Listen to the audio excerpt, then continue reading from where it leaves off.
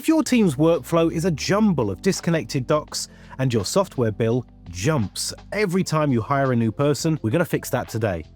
We're breaking down how to put your tasks on autopilot using AI, while flagging the specific scaling hurdles that usually trip managers up as their teams grow. By the end, you'll know if the all-in-one organization of Notion or the pay-only for creators model of Coda is the right engine to run your business. The real cost of adding team members. Notion and Coda both handle pricing in different ways, and this is usually the first thing you need to understand before picking one. As of today, Notion uses a traditional per-member model. This means if you have 30 people in your workspace on the Plus plan, you pay for all 30 people every single month.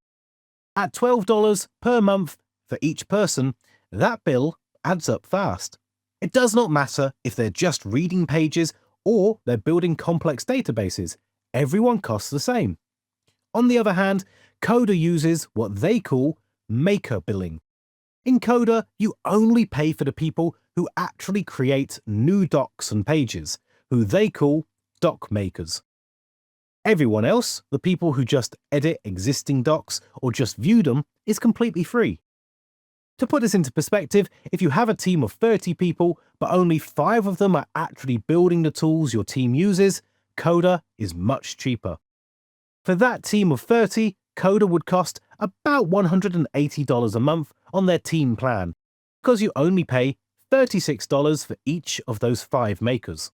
In Notion, that same team of 30 would cost you $360 a month on the Plus plan because you're paying $12 for every single person. This makes Coda a very strong choice for larger companies where most employees are just users rather than creators. However, if every single person on your team needs to be able to start their own documents from scratch, Notion's lower price of $12 per person might actually save you money compared to Coda's $36 maker fee. Both platforms offer a free version, so you can test these setups before you commit to a paid plan. How work gets done with automations and AI. Notion and Coda both try to save you time by doing repetitive work for you, but they use different tools to get you there. Coda is built with a heavy focus on powerful formulas and automations. It allows you to set tasks on autopilot, like sending out a daily update to your team without you having to click a single button. These automations are treated as a core part of the document, almost like a small app you built yourself. As of today, Coda provides a credit-based system for AI, where doc makers on the team plan get more credits to manage their work. Notion handles this by focusing on its AI workspace and features like Notion Mail and Notion Calendar. Instead of just writing formulas, you can use AI to handle tasks like summarizing meeting notes or brainstorming first drafts. As of today, Notion includes a trial of their AI in their basic plans to let you test it out. While Coda's automation feels more like building a machine, Notion's automation feels more like having a smart assistant who helps you write and organize your thoughts. Both tools give you a way to try these AI features for free to see if they actually help your specific workflow. That covers the automation and AI features for both platforms. If you've already decided which one you want, you can find the affiliate links for Notion and Coda in the description. These links help support the channel at no extra cost to you.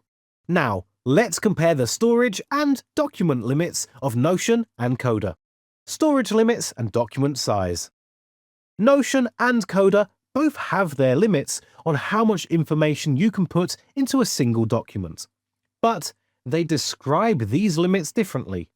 In Coda, your document size is determined by building blocks, like pages and tables. If you're on the free plan, you'll reach a limit on these blocks quite quickly. Once you move to a paid plan like the Pro plan, you get unlimited doc size for your own docs.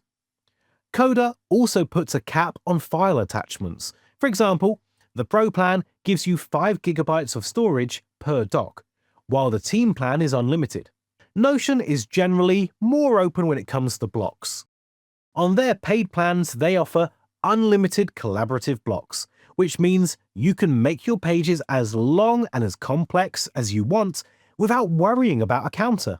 For file uploads, Notion's free plan has a limit, but once you upgrade to the Plus plan, you get unlimited file uploads. This makes Notion feel a bit more like a bottomless notebook where you never have to delete anything to make room for new work. Coda feels more like a structured database where you have to be slightly more mindful of how many building blocks you're using in each document, connecting to outside apps with integrations. Notion and Coda both allow you to pull in data from other apps you use, like Slack, Jira, or Google Calendar. But they use different systems to do it. Coda uses what they call packs. These packs act as bridges between your Coda doc and your other tools. Depending on which plan you pay for, these packs will update your data at different speeds. The free version only allows for manual data refresh, while the team plan gives you hourly data refresh. Coda also includes different tiers of packs, such as Pro packs or Team packs, depending on how much you pay.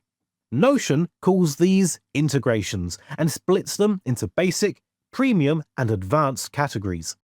On the business plan, you get access to the premium integrations, and the enterprise plan gives you the advanced ones. Notion also has Notion Calendar and Notion Mail that are designed to work perfectly with your existing Gmail account. While Coda's packs are very powerful because they can sync and update data, Notion's integrations are often simpler to set up for basic viewing. Both platforms offer a wide variety of free connections so you can start linking your work right away. History and recovery features. Notion and Coda both understand that people make mistakes, so they both keep a version history of your work so that you can go back in time if you delete something by accident. On Coda's free plan, you only get 7 days of history. If you upgrade to the Pro plan, that increases to 30 days. And the Team plan gives you unlimited version history. This is a huge safety net for teams that are constantly changing their documents. Notion's version history works in a similar way, where higher paid tiers allow you to look further back into the past. As of today, both platforms also offer locking features. This is helpful when you've finished a project and you don't want anyone to accidentally change the data. Coda also offers advanced locking and enforced dependencies on their higher tiers to give you even more control over who can change what. This makes Coda a bit better for official documents that need to stay exactly the way they were written. So after looking at all the details, which one is right for you? You should pick Notion if you're a student, a freelancer, or a small team that needs a simple, beautiful place to keep all your notes and tasks. Notion's $12 per member pricing is very straightforward, and its focus on being an AI workspace makes it great for people who do a lot of writing and organizing. It feels more like a digital notebook that can grow with you. You should pick Coda if you're a manager or a business owner who wants to build custom tools for a large team without paying for every single person who logs in. Coda's Maker billing can save you a lot of money as your team grows because editors are always free. It's also the better choice if you need deep automations and the ability to connect different apps together in a way that feels like a real software application. Both Notion and Coda offer free trials and free versions of their software, so the best thing you can do is sign up for both and see which one fits better. I hope you found this video helpful. The best way to support the channel is to use the links in the description.